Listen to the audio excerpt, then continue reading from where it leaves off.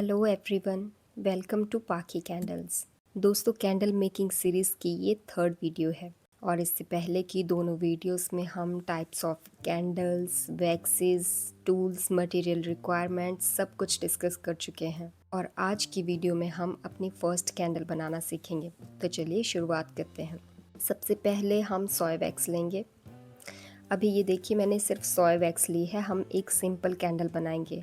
बाकी सोय वैक्स में और क्या क्या एडिटिव्स डालने होते हैं या फिर वैक्सेस को ब्लेंड कैसे करते हैं, अलग अलग वैक्सेस को मिक्स करके कैसे कैंडल्स बनाते हैं, वो हम आने वाली अगली वीडियोस में सीखेंगे। तो इसके लिए मैंने सोय वैक्स स्लैब्स लिए हैं और इसे अच्छे से मेल्ट करने के लिए पहले छोटे छोटे पीसेस में काटना पड़ेगा।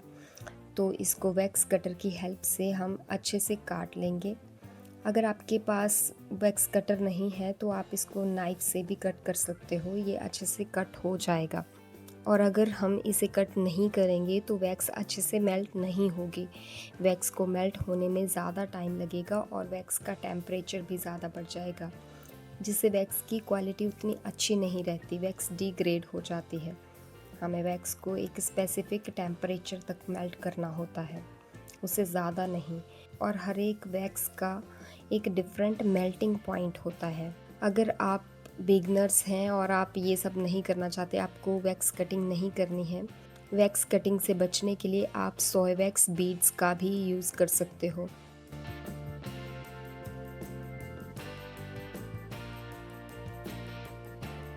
तो ये देखिए, हमारी वैक्स बहुत अच्छे से कट हो चुकी है। अब हम सबसे पहले वेइंग मशीन लेकर हमारी रिक्वायरमेंट्स के हिसाब से वैक्स ले लेंगे। वैक्स आपको कितनी लेनी है, फ्रेगरेंस आपको कितना लेना है, अगर मैं इसी वीडियो में आपको डिटेल में बताने लग जाऊंगी तो वीडियो बहुत लंबी हो जाएगी। वो मैं आपको नेक्स्ट आने वाली वीडियोस में बता दूंगी। अभी मैंने ये डबल बॉयलर ले लिया है। इसमें वैक्स को डालकर इसको इंडक्शन या गैस पर रख देंगे। मेरे पास ये डबल बॉयलर है। इसमें इधर साइड से खोलकर इसको पानी डालना होता है। आपके पास अगर डबल बॉयलर नहीं है तो आप एक कढ़ाई लेकर उसमें 4 से 5 इंच तक या 3 से 4 इंच पानी डालकर उसमें ऊपर से एक पैन रखकर उसमें वैक्स डाल सकते हैं। मतलब आपको वैक्स को डायरेक्ट हीट नहीं करना है, उससे वैक्स की क्वालिटी ख़राब हो जाती है। तो आज की कैंडल बनाने के लिए मैंने ये एक छोटा सा ग्लास जार ले लिया है। सबसे पहले इसको अच्छे से टिश्यू पेपर लेकर साफ़ करना है ताकि इसमें कोई डस्ट ना रह जाए। आपको अच्छे से इसे अंदर और बाहर से साफ़ कर लेना है।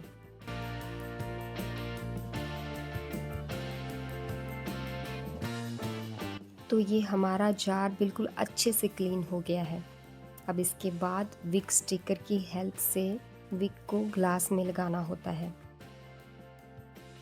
अभी ये हमारा छोटा सा ही जार है तो इसमें स्टिकर की भी ज़रूरत नहीं है, विक वैसे ही होल्ड कर जाएगी। बट आपको विक स्टैंड के साथ लगानी है। आपको थोड़ा सा वैक्स में डिप करके इसको चिपका देना है। ये मैंने येलो कलर ले लिया है और ये है फ्रेग्रेंस ऑयल। ये एक मेजरिंग जार है। अगर आप बिजनेस पर्पस के लिए कैंडल्स बना रहे हो, आप ऐसे जार्स में इन्वेस्ट कर सकते हो। ये बहुत यूज़फुल होते हैं। इसकी जगह आप डिस्पोजेबल कप्स भी यूज़ कर सकते हो, वो आप पर डिपेंड करता है। और ये रही हमारी वैक्स। अब ये कम्प्लीटली मेल्ट हो चुकी है। मैंने इसको 80 डिग्री सेल्सियस तक हीट किया है और इसके लिए मैंने ये थर्मोमीटर का यूज़ करा है। इसको सिंपली आपको वैक्स में डिप करना है और यहाँ से ऑन कर देना है। आप इसको सेल्सियस और फ़ारेनहाइट दोनों में मेज़र कर सकते हो।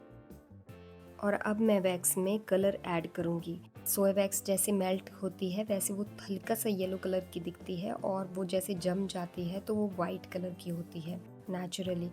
बट ये थोड़ा मेरे कैमरा में शायद ज़्यादा येलो कलर की दिखाई दे रही है, तो अभी मैं इसमें येलो कलर ऐड करूँगी।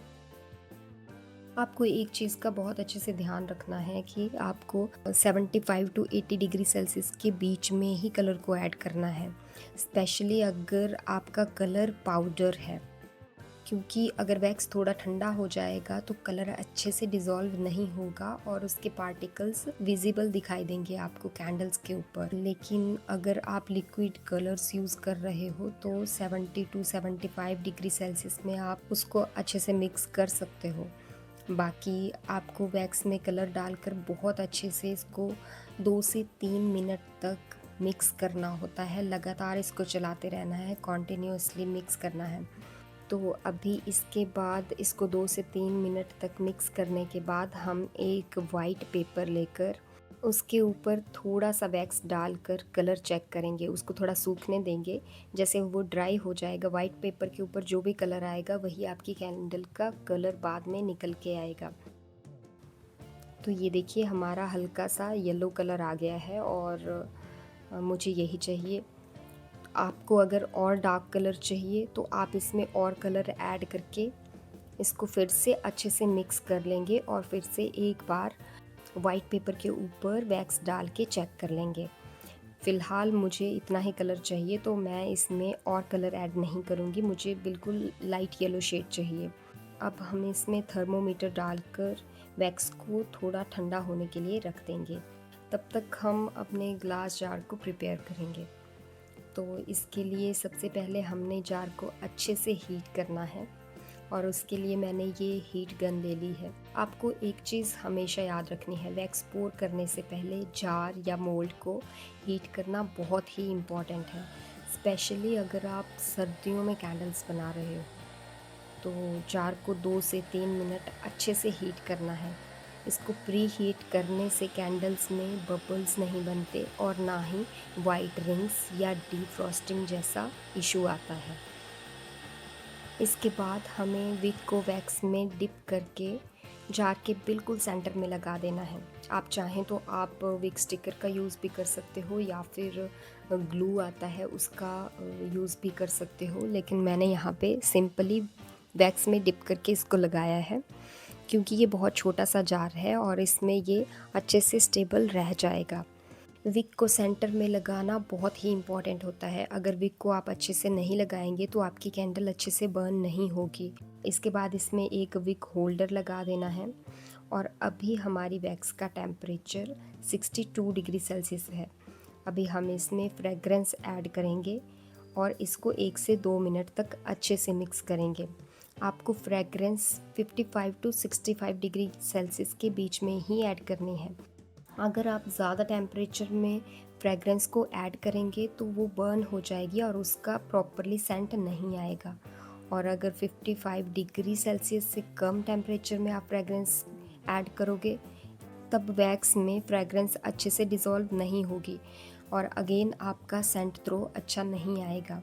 तो आपको 55 टू 65 डिग्री सेल्सियस के बीच में ही फ्रेगरेंस को ऐड करना है।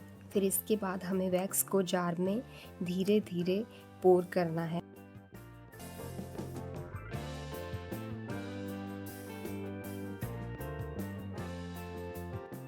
और इसके बाद विक को होल्डर की हेल्प से अच्छे से सेंटर में फिक्स कर देना है।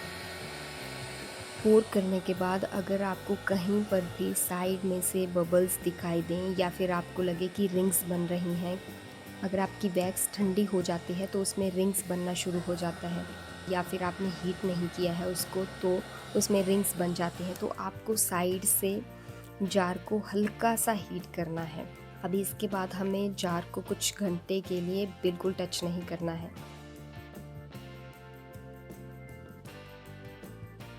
ये देखिए हमारा वैक्स बिल्कुल अच्छे से जम गया है और इसमें बहुत प्यारी लाइट येलो शेड आ गई है।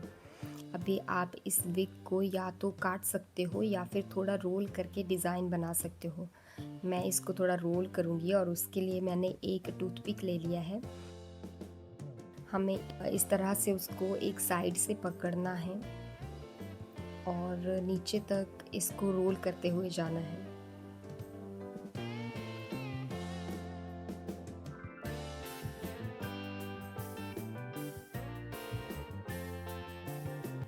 तो ये हमारी जार कैंडल बनकर तैयार है।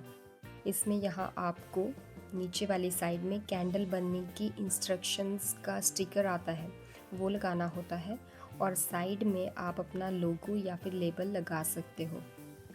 तो दोस्तों आज एक सिंपल सी जार कैंडल बनाना हमने सीखा है, जिसको हमने सोय वैक्स का यूज़ करके बनाया है। तो नेक्स्ट वीडियो में मैं आपको मोल्ड कैंडल बनाना सिखाऊंगी, इसी तरह से स्टेप बाय स्टेप। तो अगर आपको आज की वीडियो थोड़ी सी भी हेल्पफुल लगी हो तो वीडियो को लाइक ज़रूर कीजिए, और कैंडल मेकिंग से रिलेटेड और भी वीडियोस देखने के लिए मेरे चैनल को प्लीज़ सब्सक्राइब कीजिए। और अगर आपका कोई भी क्वेरी, कोई भी सवाल हो तो प्लीज़ ज़रूर पूछिए। Thank you.